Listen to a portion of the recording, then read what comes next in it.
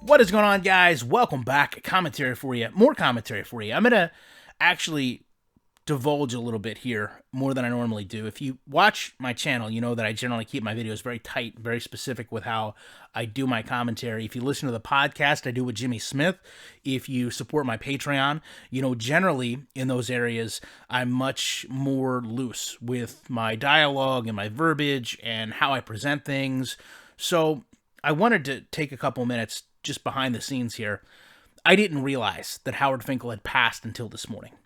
Most of the videos that you see are pre-recorded and just uploaded. Sometimes, as you know from the other day, YouTube thinks I live in Singapore and puts them up at 12 in the morning. But all things considered, I had to go back and completely reshoot that video in between my actual job today to put Howard Finkel in there. And, you know, people in my life, you know, family members, I often can't hear their voice in my mind. If I focus on their voice and what they sound like, I generally can't, you know, replicate how they sound. Howard Finkel, I can literally replicate his voice just by thinking about him announcing my childhood heroes. So I know that Howard Finkel was huge on ribs, big on ribs. So I can only imagine that him knowing that I had about 20 minutes to cram in that video and upload it today, because I had to include him. I'm sure he had a smile, even though he has no idea who I am. I know that he's in a better place, and I'm sure that he enjoyed getting somebody back just one final time. Having said that, though, I want to say I am so impressed and proud of our community, because I worried initially when I recorded that video. I said, I wonder if people will understand the gravity.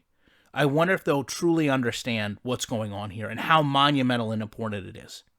And I envision the comment section just going ablaze with, the, you know, this isn't a big deal. This is nothing. Who cares? So what? But I wanted to address a couple things. First of all, Unity Development Services are extremely particular about who they partner with. And they could partner with anyone they wanted. They chose Canuck. That is an accomplishment. And I hope that we understand what that means in terms of, here's one guy making a game in the beginning. And I want to share a real quick story about David Winter that I didn't feel was actually suitable for the first original video about the partnership. When David Winter first came to me, which had to be 2014 or 2015, it was just Canadian football. And I remember the game would not load on my computer. So this is outside of when it was on Steam. He literally, on the phone with me, was writing an executable file specific to my computer and my configuration so that I could boot the game, that you guys could see the game, and I could create content.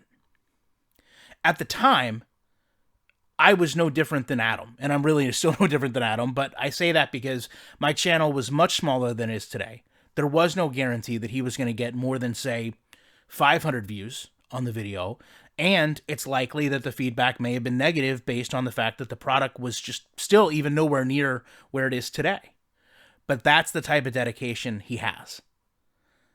So keeping that in mind, the fact that he got to this point where they're working with him already to improve the frame rates, create a custom animation system, new loading systems and faster load times, improving on-field performance across the board. It really is the definition of a success story.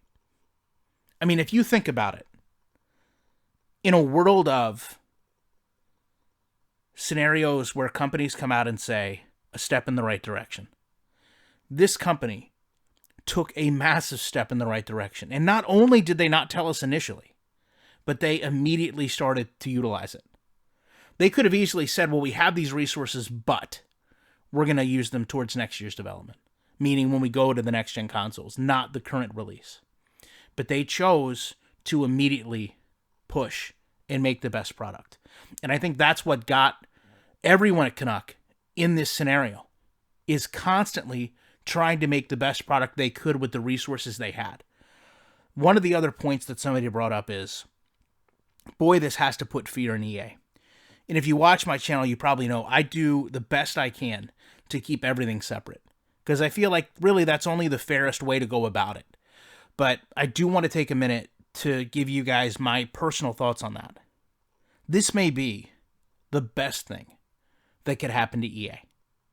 You know, understand, if you go back and look at any of the videos I've done this year that contrast Madden to Maximum Football, they always had the anchor of 3 people built that game, 4 people built that game, 1 person coded that game. So, although it was impressive to see them have, in my opinion, better logic at times than EA, now, really, we've lost that to a point. And it's a good thing, but it's also a bad thing, right?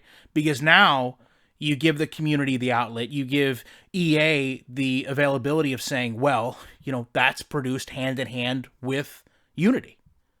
That's the significance of this, is we've lost that. Look what a handful of people did, and look at how it's programmed better than this game.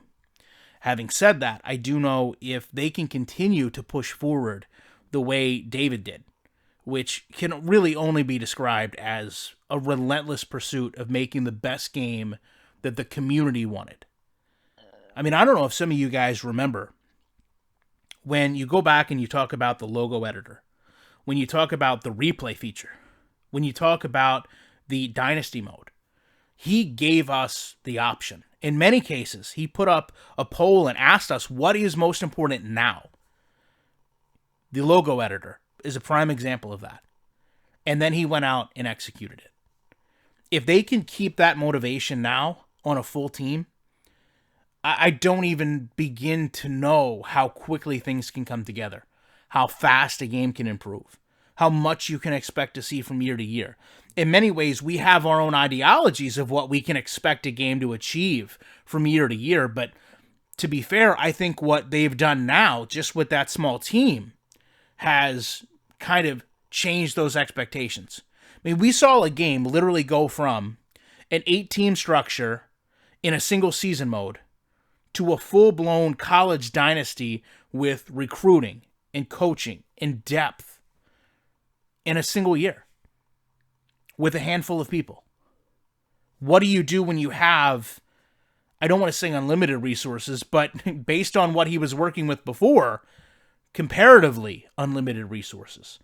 So this is an incredible moment for the community. I feel like this is the victory of all victories we could have as gamers. And like I said, just shows that it doesn't matter if you've got 1 person, 10 person, 20 person team.